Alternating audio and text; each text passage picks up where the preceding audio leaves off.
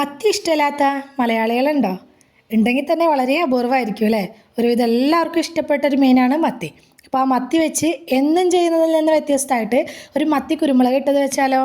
അപ്പോൾ അതിനായിട്ട് ഞാൻ അവിടെ കുറച്ച് വലിയ സൈസ് മത്തി എടുത്തിട്ടുണ്ട്. അത് ക്ലീൻ ചെയ്ത് വെച്ചിട്ടുണ്ട്. ഇനി ഒരു മിക്സിയുടെ ജാർ എടുക്കുക. അതിലേക്ക് 2 ടേബിൾ സ്പൂൺ കുരുമുളക് ഇട്ട് കൊടുത്തിട്ടുണ്ട്. അതുപോലെ തന്നെ ഒരു വലിയ തക്കാളി, നല്ല പഴുത്ത തക്കാളി വേണം കേട്ടോ. ഇതുപോലെ മിക്സിയുടെ ജാറിലേക്ക് ഇട്ട് കൊടുക്കുന്നുണ്ട്. ഇനി നന്നായിട്ടൊന്ന് അരച്ചെടുത്തുകൊണ്ട് വരണം.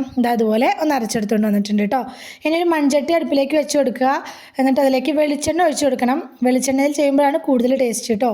1/4 ടീസ്പൂൺ ഉലുവ പൊട്ടിക്കുക. അതൊന്ന് പൊട്ടി വരുന്ന സമയത്ത് ഇഞ്ചി വെളുത്തുള്ളി ചതച്ചത് 1/2 ടീസ്പൂൺ വീതം ചേർത്ത് കൊടുത്തിട്ടുണ്ട്. കുറച്ച് കറിവേപ്പില ചേർത്ത് കൊടുക്കുക.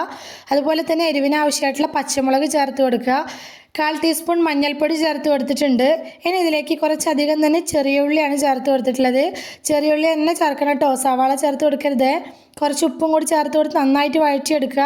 പിന്നെ ഇതിലേക്ക് 1 ടേബിൾ സ്പൂൺ മല്ലിപ്പൊടി കൂടി ചേർത്ത് കൊടുത്ത് ആ മല്ലിപ്പൊടി എണ്ണയിലിട്ട് നല്ലപോലെ ഒന്ന് മൊരിയിച്ചെടുക്കണം.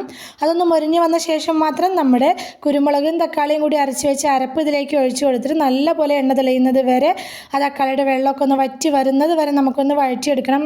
ഇതുപോലെ ആയി കഴിയുമ്പോൾ ഇതിലേക്ക് ആവശ്യമായിട്ടുള്ള പുളിവെള്ളം ഒഴിച്ചു കൊടുക്കുക. ഞാനിപ്പോൾ വാളംപുളിയാണ് എടുത്തിട്ടുള്ളത്. നിങ്ങൾക്ക് വേണമെങ്കിൽ കുടംപുളി വേണമെങ്കിൽ ഉപയോഗിക്കാം കേട്ടോ. ഇതിലേക്ക് ആവശ്യമായിട്ടുള്ള കുറച്ച് ഉപ്പും കൂടി ചേർത്ത് കൊടുത്തിട്ട് നന്നായിട്ട് ഇതൊന്ന് തിളപ്പിച്ചെടുക്കണം. ഒന്ന് മൂടി വെച്ച് തന്നെ തിളപ്പിച്ചെടുക്കാം കേട്ടോ. ഒരുപാട് വെള്ളം ഒഴിച്ചെടുക്കരുത്. കുറച്ച് കട്ടിക്കാണ് നമുക്ക് ഈ കറി കിട്ടേണ്ടത്. നല്ലപോലെ തിളച്ച് വരുന്ന സമയത്ത് നമുക്ക് ക്ലീൻ ചെയ്ത് വെച്ചിട്ടുള്ള മീൻ ഇതിലേക്ക് ഇട്ട് കൊടുക്കുക. മീൻ മുഴുവനായിട്ട് ഇട്ട് കൊടുത്ത ശേഷം ഒന്ന് ജസ്റ്റ് ആ സ്പൂൺ വെച്ചിട്ട് ഒന്ന് ഇളക്കി കൊടുക്കുക. കുറച്ച് കറിവേപ്പില കൂടി ഇട്ട് കൊടുത്തിട്ടുണ്ട്.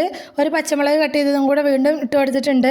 ഇനി ഇത് മൂടി വെച്ചിട്ട് ലോ ഫ്ലെയിമിൽ വെച്ചിട്ട് ഈ മീനൊന്ന് വേവിച്ചെടുക്കുക. ഒരുപാട് നേരിട്ട് കുക്ക് ചെയ്യരുത്. മത്തിയതിനെ കൊണ്ട് തന്നെ പെട്ടെന്ന് ഉടഞ്ഞു പോവും. അപ്പോൾ ഇത്രയേ ഉള്ളൂ, നമ്മുടെ മീൻകറി റെഡി ആയിട്ടുണ്ട്. ഇത് മത്തി അയിലയിലൊക്കെ വെച്ച് ചെയ്യുമ്പോൾ അടിപൊളി ടേസ്റ്റാണ് കേട്ടോ. തീർച്ചയായിട്ടും മസ്റ്റ് ട്രൈ ആയിട്ടാണ്. ഇതുപോലെ ഉണ്ടാക്കി നോക്കാത്തവരുണ്ടെങ്കിൽ തീർച്ചയായിട്ടും ഉണ്ടാക്കി നോക്കിയിട്ട് ഫീഡ്ബാക്ക് അറിയിക്കും കേട്ടോ. ഇഷ്ടമായിട്ടുണ്ടെങ്കിൽ ഒന്ന് ലൈക്ക് ചെയ്ത് സബ്സ്ക്രൈബ് ചെയ്ത് സപ്പോർട്ട് ചെയ്യണേ.